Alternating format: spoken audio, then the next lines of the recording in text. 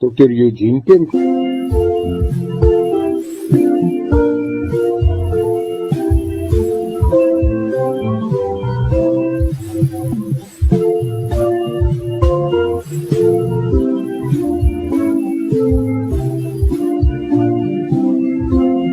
Dr. Eugene Kemp, ons rink. So met die skryf van Tapas vir die reis, word ek so bewus van die belangrikheid en word ek ook daarop attent gemaak dat die omslag en jou titel is daai eerste trekpleister wat as jou boek op die rak is, mense dan trek. Maar tog is dit ook, ongeag die feit dat dit belangrik is die belangrikste of die werklike bestanddeel is tog maar die inhoud van jou boek en dit wat daar binne-in staan. Help nie, jy trek iemand om dit te koop en dan is hulle teleurgesteld nie. Dit is eintlik slegter as om dit glad nie te koop nie. Maar so teen hierdie agtergrond en besef en weet, prikkel C.S. Lewis se skrywe in Chronicles of Narnia, The Last Battle, my besonders. Hy verwoord dit baie treffend en hy skryf dit so en natuurlijk is het in Engels. And for us, this is the end of all stories. And we can most truly say that they all lived happily ever after. But for them, it was only the beginning of the real story.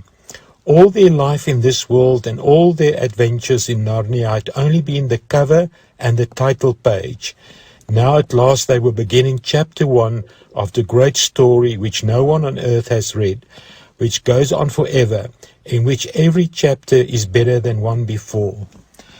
En dit het my onmiddellik net hier teen die hart getref om bietjie daaroor na te dink, want as die donker lyne van 'n mens se lewensstorie 'n mens met tye oorweldig, is dit nodig om te besef dat ons hierdie kant van die graf, soos wat 1 Korintiërs 13 vers 12 sê, ons sien soos 'n spieël en 'n raaisel, maar eendag van aangesig tot aangesig.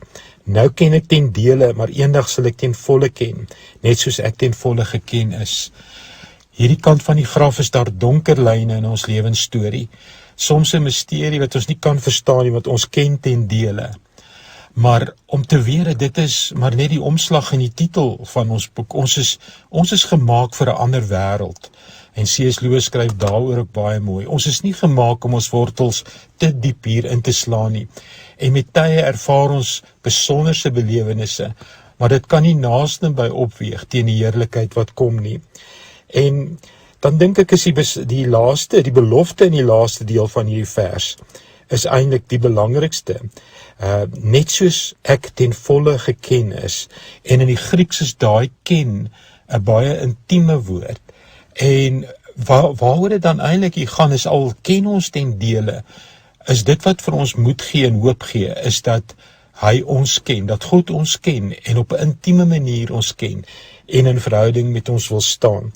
En hoe oorweldigend ook al mag wees, dat ons vashou daaraan, dat ons storie hierdie kant van die graf deel is van 'n groter storie. En daarom bly daar altyd 'n diep verlange daarna. Iets wat nie deur enige iets hier regtig volkome gevul kan word nie. As iets hier diep in ons wat altyd amper verlang, nostalgies verlang. En dit is asof dit kalibreer met die wete, daar wag iets meer. Ek sluit af met 'n C.S. Lewis skrywe ook waar hy sê, If I find in myself a desire which no experience in this world can satisfy, the most probable explanation is that I was made for another world. As jy deur swaar gaan, as jou lyne van jou lewensstorie donker is, onthou dat jy is geskape en is op pad na dit waarvoor ons werklik gemaak is, 'n ewigheidsbestemming. Jy kan die gedeelte weer gaan lees op my Facebook bladsy, kan vir my skryf eugenekemp@me.com.